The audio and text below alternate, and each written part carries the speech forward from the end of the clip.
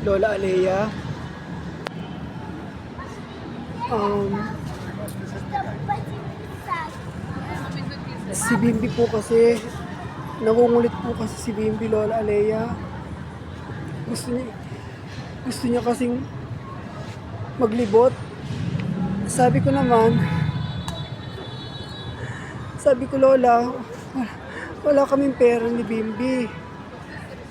Hindi ko naman matawagan si Ate Darcen kasi baka magalit siya, nasa trabaho siya, alam ko.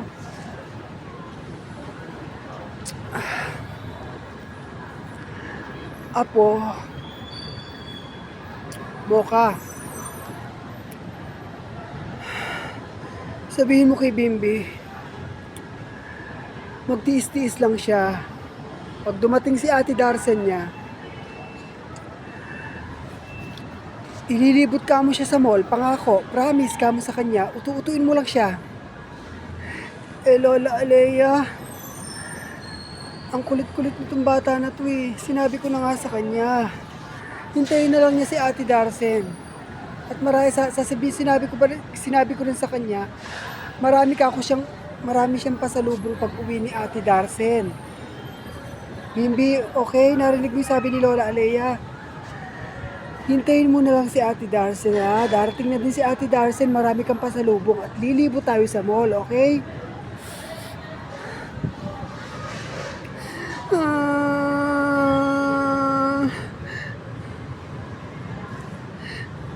Ate Mocha, gusto ko na talagang maglibot sa mall. Gusto ko na talagang maglibot sa mall. Naiinip na ako dito. Ate Mocha, naiinip na ako dito. Bimbi, konting tiis na lang. Dito muna tayo sa bahay, ha? Hindi tayo pwedeng lumabas kasi hindi pwede, okay? Andito naman si Lolo ko at si Lola Alea. Okay? Huwag kang mag-alala. Malapit nang dumating si Ate Darcen, ha?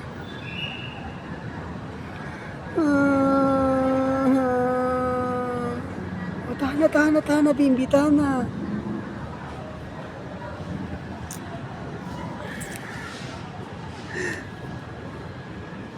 Victoria.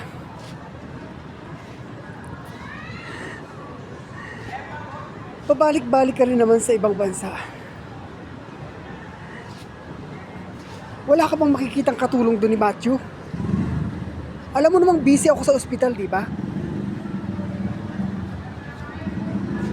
Impact dito ka talaga.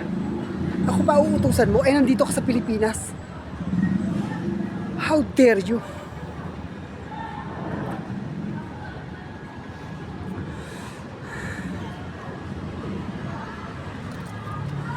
Dapat talaga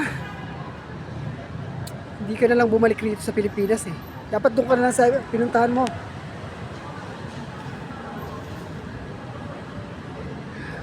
Huwag mo akong sumbatan ng ganyan. Huwag mo akong sumbatan ng ganyan, Vincent. Napakalaki ng ginawa mong kasalanan sa akin. Pati kay Matthew. Anong klase kang ama? Magtatalo na naman ba tayo, Victoria?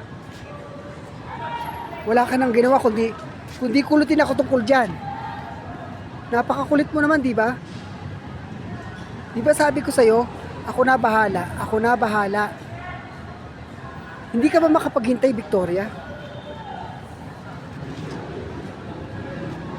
Sige na, marami akong pasyente ngayon.